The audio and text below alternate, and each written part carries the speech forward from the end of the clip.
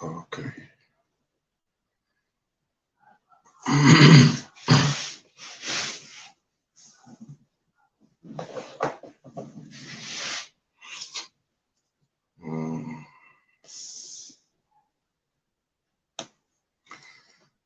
Hello, everyone.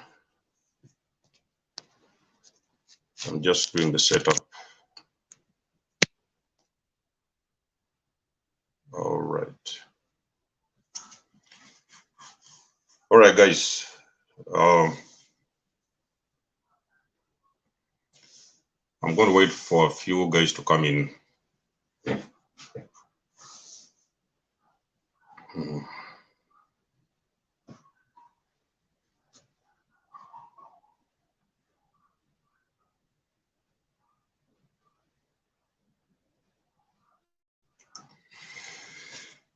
Yes.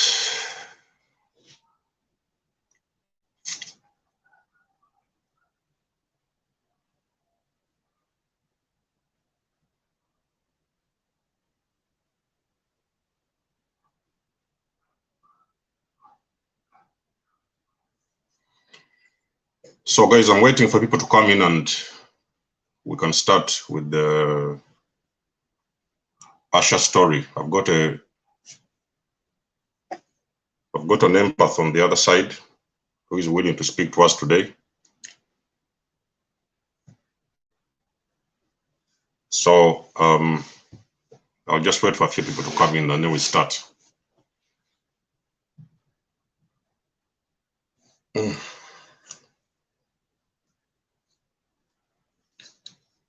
Sometimes there's noises around this place. I don't even know.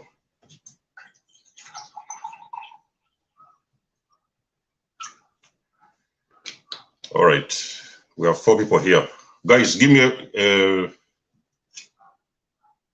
comment 1 if you can hear me, and comment 2 if you can see me. And then we can start. I'm going to bring in a guest today with our project, the EMPATH Speak Out project.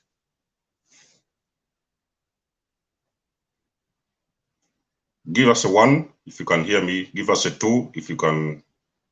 Okay, Bella says it's a 1 and a 2. All right, that's loud and clear.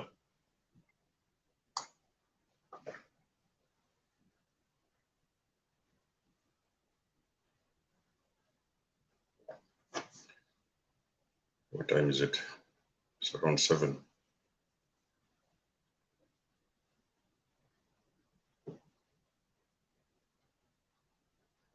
I live in this building and sometimes people are walking around and you can hear everything. Yeah, so Bella says 1 and 2. Who else is on board? Guys, I'm saying hello. If you're on board, let us know who you are and where you're watching from. Who are you and where are you watching from?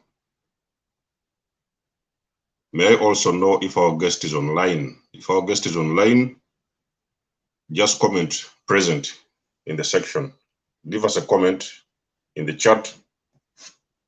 Let us know you're present so that we know.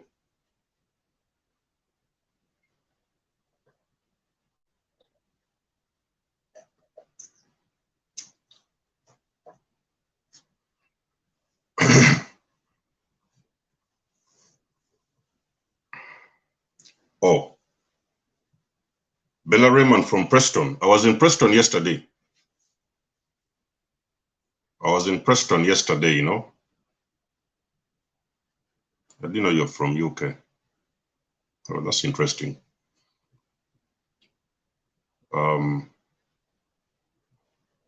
That's another synchronicity. I was in Preston yesterday, of course, not for a long time. I just passed through.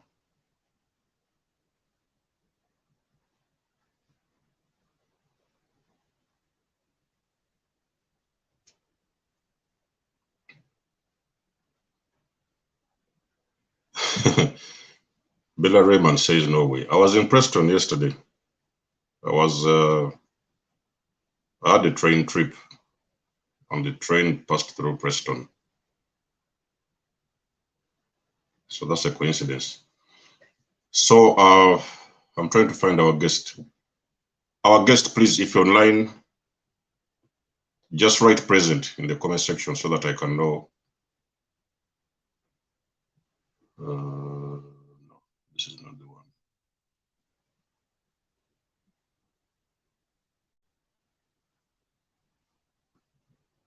Am I inviting somebody else?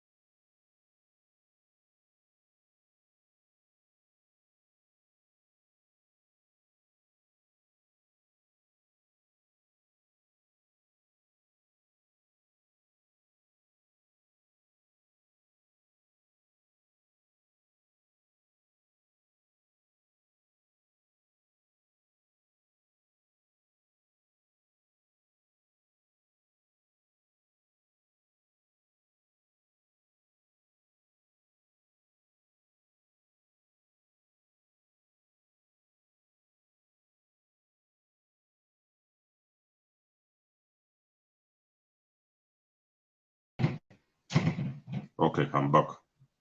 That's nice. Invite a guest. Copy.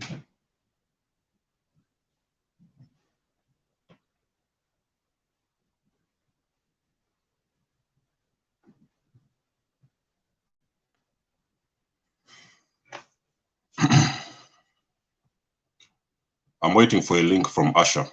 ASHA, can you click? Can you give us a present? I want to see if you're online.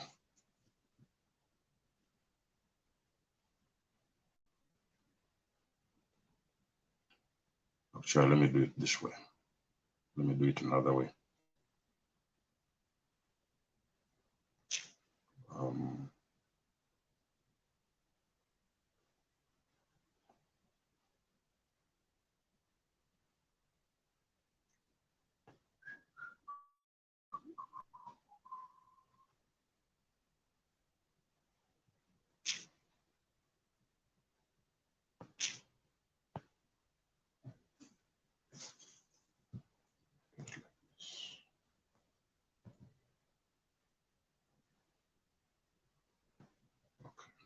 Here we go.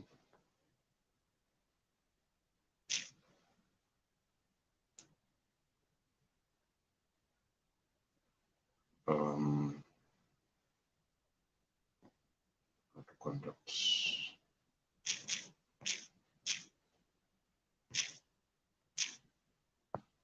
Okay, so guys,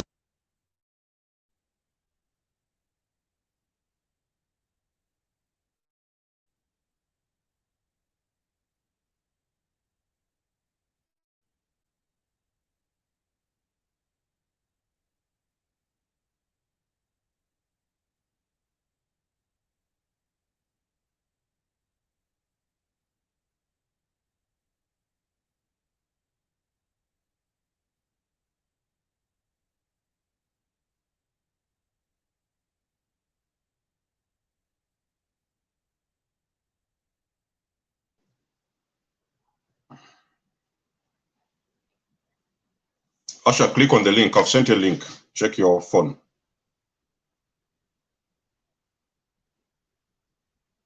I believe it should work.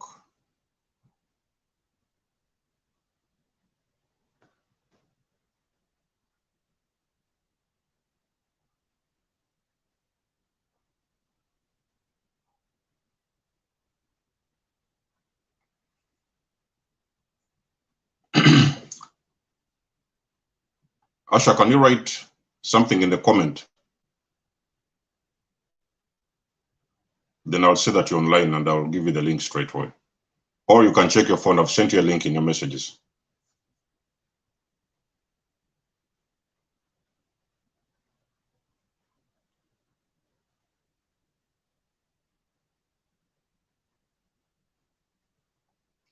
For the guys of you who are joining us, we have the EMPATH Speak Out project, and I'm waiting for my guest. Our guest for today.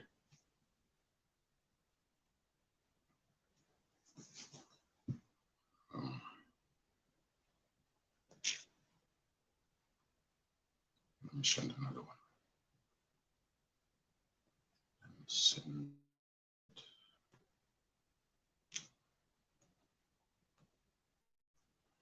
Okay, Asha, click on that link. I've sent you another link. Just click and you'll come straight on board.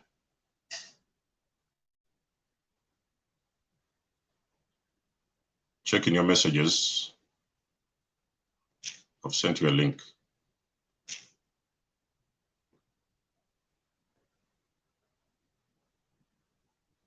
Okay. All right, Asha is here. Let me see.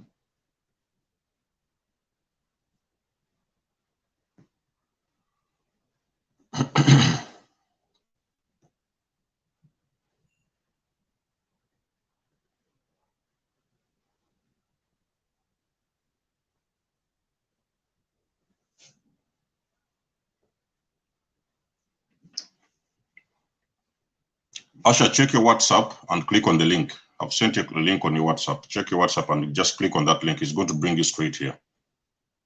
Yeah, okay. I think I have. Yeah. Okay, Asha is on board now. Up to stream. Okay, there you are.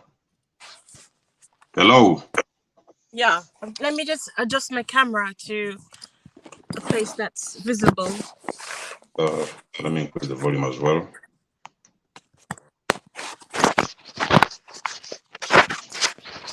Yeah, everything is visible. You're with us now, so at least I don't have to worry about the connection. Everything is okay. I'll just set my microphone here. All right. All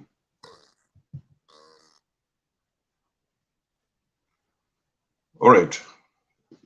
You're welcome, Asha, to join us today. I've been trying to connect forever, but finally you're here. So I hope you can hear me properly. I'm here now. Your volume is a bit low. I don't know if it's my side or it's your side.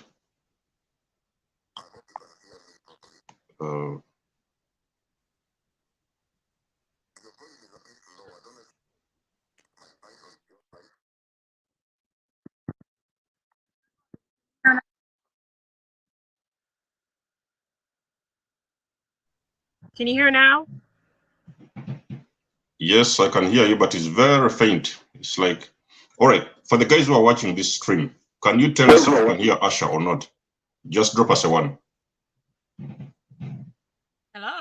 Hello? Yes, Hello? hello. I'm asking the guys in the audience if they can hear you, then we can. Just drop a one, guys, if you can hear Asha, then we can start. Asha, can you say something? I want to know if you can hear. If the guys can hear you. 1 2 1 2 1 2 3. Microphone check. Microphone right. check. Will you Can bring, you hear me? Yeah, will you bring your phone close to the microphone, to yourself, so that, okay, try now. Is that better? It can be better. We can go with that, I think. It's still low, but I think we can go. All right, Asha, we'll go like that. If I don't hear something, I will let you know, and then maybe you can repeat. Remember, it's we're live, and there's people watching you. People want to know your story. Okay, Lee Marie says I can hear you. So people want to know your story, and I've also had some consultations with you. I've had sessions with you as well, and I thought that your story was quite interesting. So that's the reason why I decided that we have this live, so that you can share your story with the viewers. For the most of you guys who are out there, this is the EMPATH Speak Out project. So I give you guys the platform. You can come out, you can speak about your experience, because at the end of the day,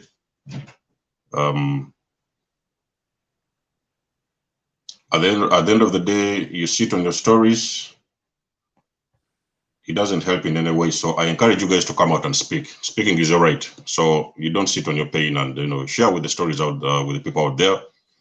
There is very many people who want to hear what you have to say, because we have all gone through narcissistic abuse. Of course, each of us, we have got different experiences, but of course, if we look at the whole patterns, they're all the same. So it doesn't matter where the narcissist is, it is still the same pattern with all of them. You will always recognize their similar patterns, but at the same time, as we share, we heal together, we help other individuals know what exactly have we gone through, and we also help. We heal first of all ourselves, and then we also help to heal other people around the world. Of course. So Asha, about your story, basically, I've had almost much of it we've talked before, and I want you to take us through your experience. Basically, what was your experience with the narcissist? Let us start from the beginning. How did this particular individual come into your life? How did you meet? Take us through the beginning stages, and then we're going to go to the love bomb phase. Okay, so basically, I was actually at a vulnerable stage of my life, not too long after a breakup. Yeah. In my marriage, which was over 10 years, and I met I met the narcissist. We met. We just became friends first, and then the person, because we got on, we seemed to have a lot in common, and suggested, that we have a relationship, but I didn't want to take it anything serious. But the person, they were saying, I was kind of like, felt like I made the man of my dreams, in the sense of like, he mirrored me, in the sense of like, we had a lot of things that I thought was in common at the time, but now I understand it was actually mirroring. It wasn't actually the real deal. So I met him about 4 years ago, and we got on in the beginning. It was like, I was made to feel that he was a man of my dreams, like everything I was looking for in a man. And he said to me, he would be the best man ever that I would meet in my life. That's what he told me. So me having my wall up in the beginning, obviously, it was a matter of convincing me of that he was, what I needed in my life, which, like I said, I was at a vulnerable stage in my life where, I really thought, it could actually be true to give somebody a chance, not everybody's bad. That's how I always look at. I always used to say, there's no bad people in this world. I always give people a chance, until prove themselves wrong. So we met in the beginning. It was all lovely. It was all, the love bombing. At first he was him, like, literally, because he used to be a chef, so he would cook me the best meals, take me out, and it just felt like, this is like perfect, this is really amazing. Like, he used to say to me, where have you been all my life? And I used to think the same, and he was actually very charming person. He always seemed to make people laugh around him, when and so he was just like very popular as well, knows a lot of people, and he made himself appear to be a very good character. He always, like, to people outside, make himself appear to like he's a very well respected person, and a lot of people know him. Obviously, with narcissists, nobody outside doesn't really know the true person, that they always put on a good show to make themselves look good. So it was a matter of love bombing, him being a good person, and it was a matter of, how can I explain it? It was a So matter of, basically, we have all been through the love bomb phase. Of course, we all have our own definition. Definition. What do they call it? We have yeah. we have our own experiences when it comes to the love bomb phase. Just take us through your own love bomb phase. How was it? Of course, you don't have to tell us the whole details, but just take us through the love bomb phase. What are the things you did to entice you to get into believing in whatever he had to offer? Yeah, he just like bought me flowers, you know, sweet talked me, used to read me poems. And Yeah, because I never had those, the way he treat basically the way I think the way he tricked me is because the way he treated me was like the man of my dreams, like Prince Charming, you know, and the way he treated me, yeah, because I have that experience in my marriage, I believed it because, you know, I just thought to myself, wow, I was literally, as they would call it, swept off my feet in the way I was being treated, you know, taking me out, you know, like gifts, buying me flowers, telling me poems, would even sing to me sometimes. And I yeah, thought, and he actually treated me like so special. Like he actually told me I'm the best. He yeah, actually he told me that I'm the best, and he treated me so special. Like he wanted to spend all the time in the world with me. Like as soon as I would come home from work, he would want to spend time with me. And it's like, I just felt like, wow, somebody loves me so much that they want to spend so much time with me. Like, even when I used to be around him, you know, in the evening coming home from work, he would tell me to sit down. Like, he wanted my full attention. And at first, I felt in awe, like, wow, somebody wants my attention. Like, my husband wasn't like this. Like, oh, you know, it's something different and new to me. So, in that way, I kind of got caught out. In the sense of thinking that this person really, you know, is for me and really loves me so much that he wants to be with me all the time, not knowing that it was kind of form of a trauma bonding thing that yeah, got to learn that's what it is. And yeah. even to the point where, you know, he started making suggestions on how I should do my hair and how I would Okay, look at my hair and what clothes I would make. And I really thought he had my interests at heart. So, you know, I started he bought me clothes. He said I should wear it. It would look nice on me. And I thought, wow, he bought me something nice, and I wore it. I cut my hair very short, and he was just molding me to who he wanted me to be, basically. yeah, And I think one of the because there's a saying when they trauma bond you, yeah, because what happened in the beginning of the relationship, because he was very insecure. And you know, I'm the type of person that I will encourage someone. Like if they say, oh, something negative, I always just say, oh, come off it, you know, like, you know, you can do better or think positive. But it was in the beginning of the relationship or situationship when I actually yeah. went out with some female friends. And this was the beginning when everything was so sweet. And he actually accused me of going out with a man.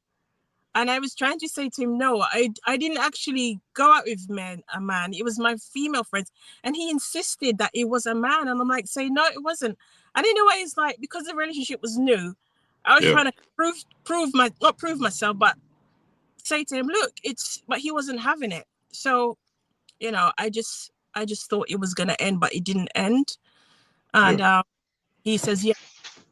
Because yeah, I really love you. I'm gonna stick with you. But I wasn't with a man anyway. But he was convinced in his mind because they're so insecure. I was with a man. yeah, Then he says, "Oh, because I love you anyway.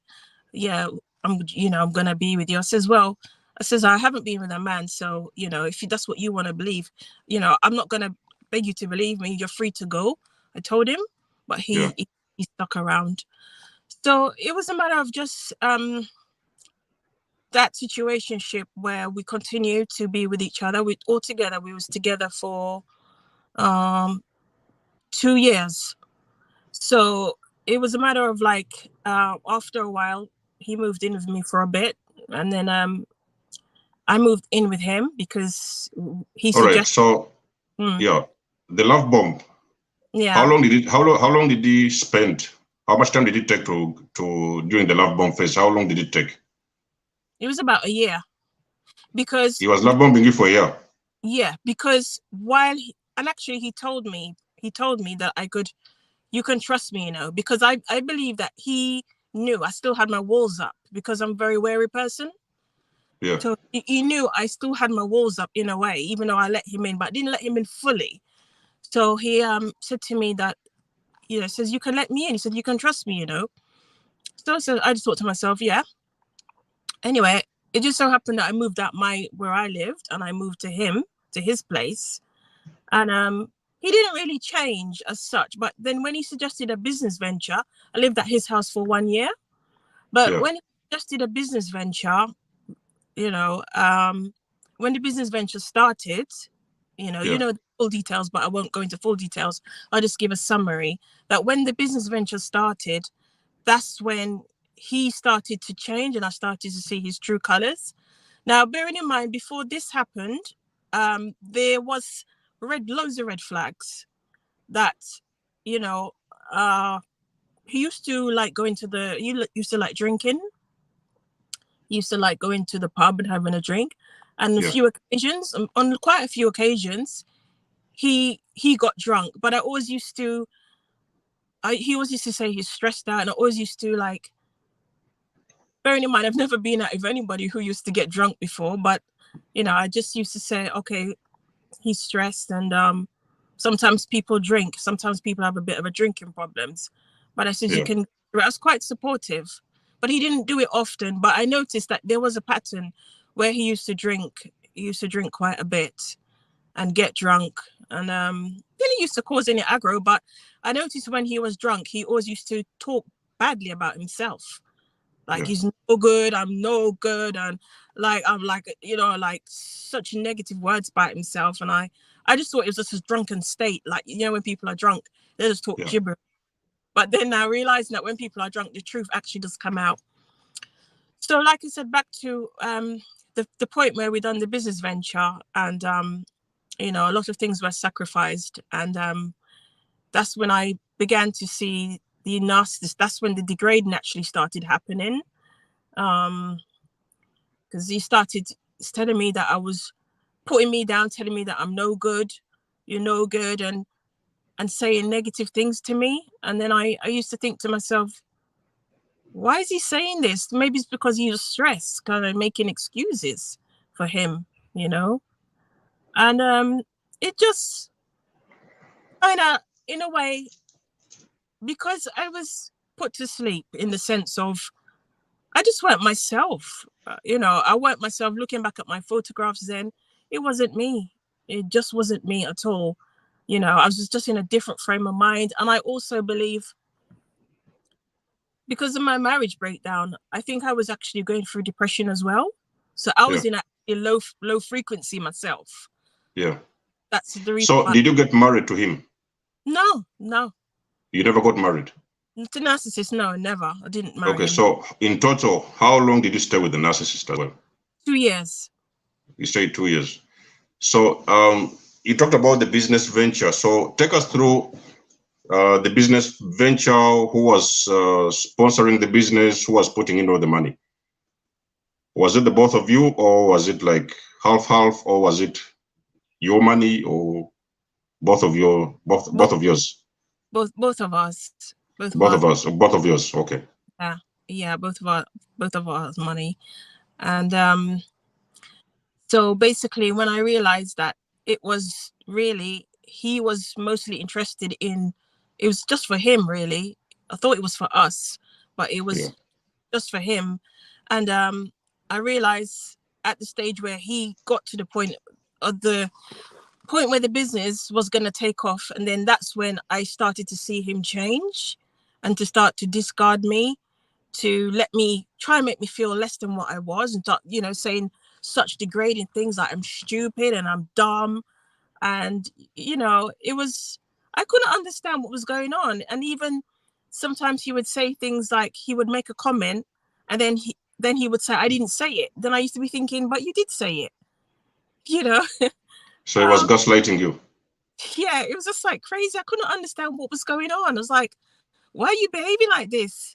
You know, I just couldn't understand what was going on. But the funny thing is, in all of this, it was just kind of like, I was just very calm, really. you know, even when he tried to argue, I'm not this argumentative type of person. So Yeah. I would, you know, if I would defend myself, if something is said that I didn't like, I would defend myself. But I would just find that he would want me for no reason, you know, just say one word and he would turn it into an argument. And I'll be like, what the hell is going on here? Like, what's happened? I couldn't understand. Why is this happening? Why are you behaving like this?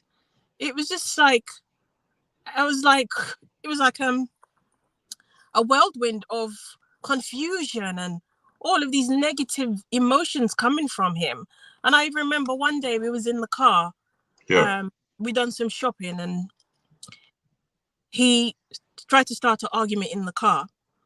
And it was like the type of energy that was coming from him was very, very toxic. And it was just you just wanted to start arguing from nowhere. And the energy that was coming, maybe can't even explain it, but all I felt like that day was I opened the door literally when the car was moving and I nearly jumped out the car Wow. because it was just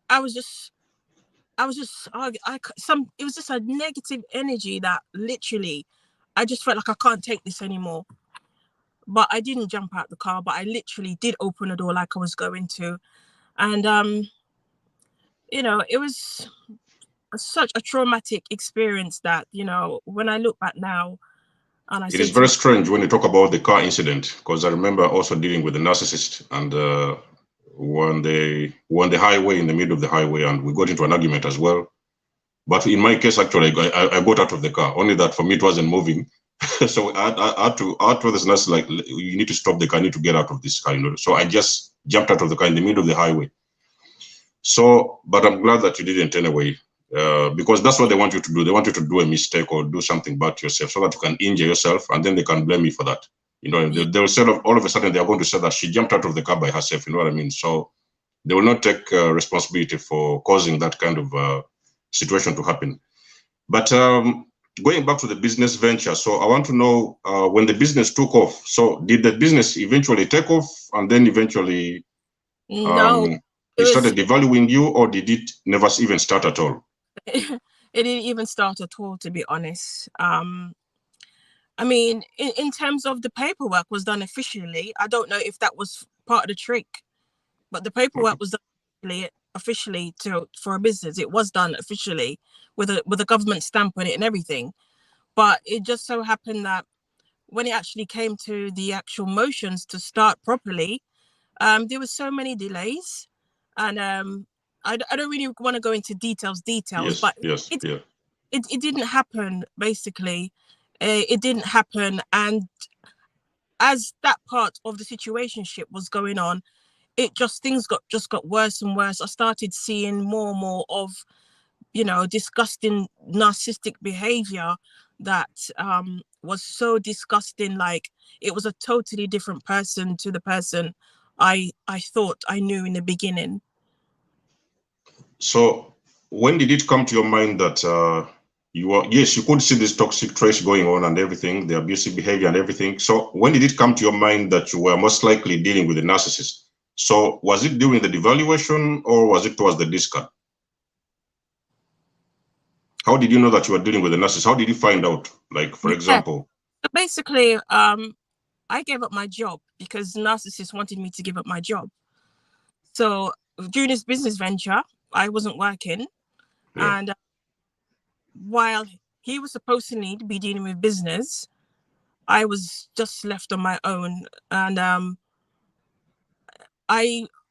it's kind of like, wouldn't say it's a mystery. I would say it was divine intervention, because I stumbled upon narcissism on YouTube, and I didn't understand what this was about. But I like scrolling through YouTube, and I stumbled upon content with narcissism, and I started listening to it, and I thought to myself, but this sounds like him. This sounds like, and I says, narcissism. I've never heard of narcissism before. So basically, it was divine intervention for me to find this content on YouTube, and then from there, I started to research more. I went on to Google, I put the word into Google, and I started to see what is narcissism, what are the traits. Then it's like, oh, oh my God. I was like, oh my God, he's a narcissist. But at the same time, it didn't really kick in at that time because I was still sleeping mode. So it didn't really fully kick in what I was actually dealing with. But according to what I read and listened to on YouTube, this was actually the person that he was talking about. So when you stumbled upon the narcissism videos and everything, did you let him know that you were? Not at all. And even he always used to. Okay, he had a acid reflux problem, right? He had a what? Acid reflux problem. Okay. Where he always used to, like, you know, when somebody belches, but belch excessively. Yeah. And but he always used to do it indoors. I noticed he never used to do it outside. And then I remember one evening I said to him, how come when you're outside you don't belch like this? How come it's only when you're inside you belch like this? Like, why don't you belch like I said, why don't you belch like this in front of your friends? Yeah. Because he was always, as soon as he gets indoors, he's always bap, bap, like. Okay, yeah. But outside it was a different situation as well. Yes, so he acted different when he was outside with his friends. It's like he was on top of the world, and when he would come in around me, he would always be like fed up and depressed and always burping and belching and things like that. You know, like it was just like disgusting. And then I started noticing things, and I started to be like, oh, okay. So I was just analyzing and just saying to myself, okay, and just saying, oh, so he's a different person. He's acting different outside than it's like. But I never said one word of what I was noticing. Yeah. And there was actually a discard. I don't know if you call it a discard, but when this one day when he tried to start an argument with me, and I said to him, I'm fed up of this behavior. And I said to him, you're going to end up an old man by yourself. I was so fed up. And then he said to me, and your new man's going to beat you. That's what he said to me. And the new man is going to what? Beat me. Okay. So that was actually the phase that I think is that discard point when they don't want you anymore. The discard is when they just walk out of the relationship, the situationship, yeah. Or you walk out or they walk out. When I said to him, I'm sick and tired of this, he said to me, your new partner's gonna beat you. That's what he said to me. So Okay. Did you understand what I said? Yeah. Yeah. So okay. So after that, what happened next when he said that? So I mean, I didn't say anything, but I thought I was still in sleep mode. So I kind of thought to myself, well, maybe doesn't mean it. You know, maybe doesn't mean it, because I'm not gonna lie, I really did. You know, I did really love this person, because, you know, if I'm in a relationship, I take it seriously. If to me, I believed it was a serious relationship. So me personally, you know, I mean, I thought it was something serious, and I'm not the person to jump from relationship to relationship. So I really did mean well, and I really at one point thought it was real, and I was hoping that it could actually work, but it didn't. So after that point, when he said that last comment to me, it was a matter of not too long after that we separated. And since then I've just made no contact with him. Well, I have made contact with him, but it's not going to see him again. All right. So you have discarded him, or he discarded you? Or you discarded each other? He's in another country. I know, but who discarded who? Was it you? Was it him? Or both of you? I think it was both, because I made a decision I don't want to go back to him. Yeah. So after the discard, how long has that been until this moment? So that was like 2021. That was about February, March. Yeah, that was February time, 2021. And then after that moment, when you left him, so how have you been feeling? Like, have you been like doing more learning, more studying, educating yourself? Has he tried to hover you? Have you heard from him? Or what has been happening since that time? Well, since that time, obviously, I still thought, you know, that possibly that at the time I was still in sleep mode, but as time went on, after I began to find out more and more, because I weren't in the same place with where he was. I started feeling like, you know, he's a horrible person. Like, how can, it's like I was gradually waking up and Yeah, saying to myself, it's not like me to allow somebody to talk to me like that. And it's like I started to understand who I was again, just by spending time by myself and speaking to him less and less. And the more I spoke to him, the more I started thinking to myself, you're a horrible person, you know, because he was still disrespectful on the phone. yeah. It's like he must have thought I was his slave. Yeah, that's what they do. Yeah. He must have thought I was his slave, because he's like, he would ask me to do things for him.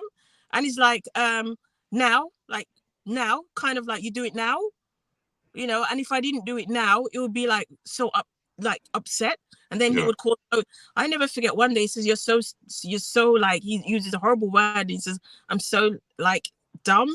He used the word before it, and he says, I'm so dumb. And I actually started standing up for myself. Yeah. And I said, no, actually, I said, you're the dumb one. And I said, if you think that way, it's because you're the dumb one, not me. So I started literally fighting back for myself. And then he got so angry, he put the phone down. But then I started speaking up for myself and started saying, no, I'm not going to let nobody speak to me like that. Then obviously I start to empower myself and spend time by myself. And it says nobody ever talks to me like that, you know. You know, he's a wicked person, you know, to trick somebody into making them think that was something that it wasn't. And then I just start to say, you know what, I don't really want nothing to do with this person. Like, somebody with no respect, no morals, you know, nothing about the person, you know, completely opposite to me, who pretended to be something very respectable, someone with values, principles in life, which was what you know, he even pretended to be religious. Religious, you know? Like praying a lot and all that, scriptures and everything. Yeah, he pretended to be religious, because at the time when I met him, I was going to church. So he even pretended to be like a religious person, but it was just all fake. But that kind of tricked me too, because I was like, oh, he has the same beliefs as me. But it was just a trick. It's just all trickery. All trickery. I'm believing somehow that it's working out in your favor, because at the moment you are far away from him. He's in somewhere else. You are here. He's somewhere else. So God, so you will not, of course, expect a Hoover coming anytime soon. Listen, and as you've said as well, with the business venture, because you guys have had the business together and everything, so he may not want to show up anytime soon, because of course he may have a lot of questions to answer. You know what? I heard that he actually died last week, and I'm feeling like, whether he's dead or alive, I don't even care, to be honest. Yeah. And I don't wish nobody bad, but if he is dead, this world is better off without people like that in it. To be honest. That would be karma. That would be karma hitting back at him. So it's just like, it was a rough experience, and I call it my journey to hell, because it really was a journey to hell, you know. But all I can say is, because of that experience, I'm stronger and I'm wiser. My eyes are open, wide open now. And people, I'm like so alert now, to the point where any type of funny behavior, I'm spot on. I notice it. I really do notice it. But most importantly is to love yourself, value yourself, and anything you notice that is not right, just don't put up with nonsense. Yeah, I don't know if you've been noticing, but I've been putting the comments on the screen so that I don't have to read them out. When you get the time, you just read the comments. I've just been putting them on the screen. So let the viewers know. I want you to let the viewers know. So ever since the narcissist, which is around 2021, you said around, was it February, March? Yeah. Yeah.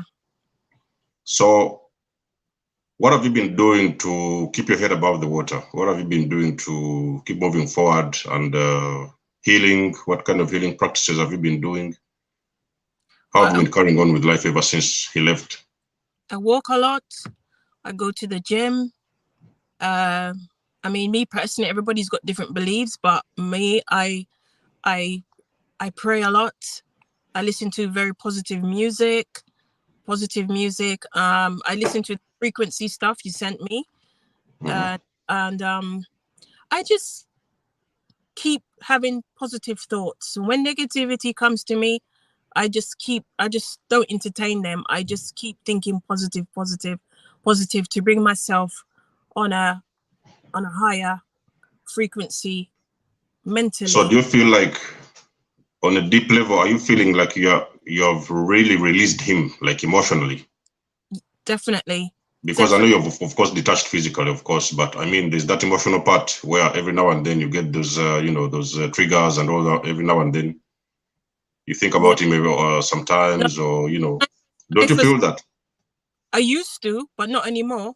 And because in the beginning it was kind of difficult to not be calling, or when he would call, I would answer the phone. But then gradually, I started saying to myself, this person doesn't even deserve my time. Yeah. I gradually just started to not make any phone calls when he would call me. And then gradually it just phased out to the point where, I don't want to talk to somebody like that. Somebody like that doesn't deserve my time, All right. So since 2021, you've done the no contact properly. You've been no contact.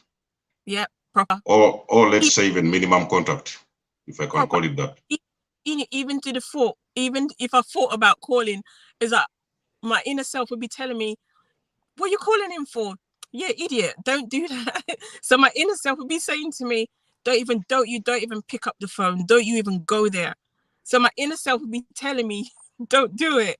And then I'll say, true. I'd be having an argument within myself and says, you know what, I'm not doing it. And I just says, you know what, I'm not doing it.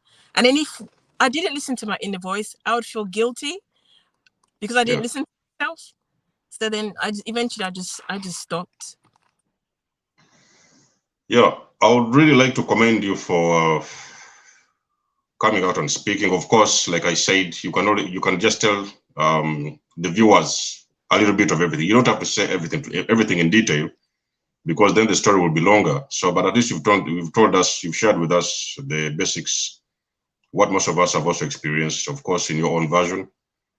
And I would also like to commend your healing journey. I think you're really doing well, because I've been speaking with you for a while now, and I think on your healing process, you're doing well. You're getting there. Considering the people I've been talking to, the clients every now and then, you are on the good path of healing. You're on the correct path. Yeah. And working out, I was working part-time. Now I've got a full-time job, and things are really like working out in my life. I'm just feeling so good. Like literally, I'm not the same person I used to be before. I'm a better version of myself. And you know what? I believe that everything in life happens for a reason. And if it's made me a better person, I'm not saying I'm glad for the experience, but for where I am today, I'm glad who I am today, because I'm a much stronger, better person. I know more, but I know more about myself. I learned so much about myself that I didn't know really who I was before. But now I fully understand who I am, the type of person I am. And then, self-gratification is no gratification. But one thing I learned about myself is that I am a good person. I'm a really, really good person, because some of the things I put up with, I don't know, most people wouldn't be able to do it. Most people wouldn't have survived what we empaths go through. A lot of people wouldn't make it, but we made it. And I'm just happy for my growth, and I'm still growing, and I'll never stop growing. And also, power to empower other people. That's the greatest thing of all. Yeah. I'm really happy that you've been with us today. And I would like to thank you for sharing with us your experience, whatever you went through, and with the viewers out there in around the world. Thank you. I also want to congratulate you upon the new job, and I hope whatever it is you're doing will go your way and you're moving towards the right direction. So I really wish you the best. And most importantly, thank you for coming out on board and speaking with us and all the subscribers around the world. So I wish you well. I won't keep you long. And for the viewers out there, I encourage most of you guys, you want to come out and share, come on this platform. We've got a platform, you can always come out and speak. Guys, speaking is your right. The narcissists, they want you quiet. They want you silent. They want you out there in your bedrooms crying by yourself and suffering in silence. So they don't want you to speak. And that is like their secret weapon. So they want you, they punish you, they do all these kind of things, and they will expect you to go in your room, lock your bed and sleep and cry all night, and you know. So they do not want you to speak. But when you come out to speak, it is a beginning point of taking your power back, because when you speak, you will notice that you get empowered each and every single day the more you speak about your story, especially when you're talking about these experiences with narcissists. You're going to start taking back your power eventually. And at some point, you're going to become a better version of yourself. Like you've heard about the story from Nia. She's pushing forward. She's becoming better and better every day. She's working on herself, and of course, she's on the right path of recovery. So, empaths out there, I encourage you to come out and speak. Email me if you want to speak. We shall arrange a date and a time. We'll be here on the platform, and I'll give a chance to speak. You can always speak about your story, guys. So, other than that, guys, it's been lovely to have you guys on board. Many blessings, Asha. I wish you the best of luck. And for the viewers who have been with us tonight, I'd like to say good night, and I wish you well. Much love, guys. Bye.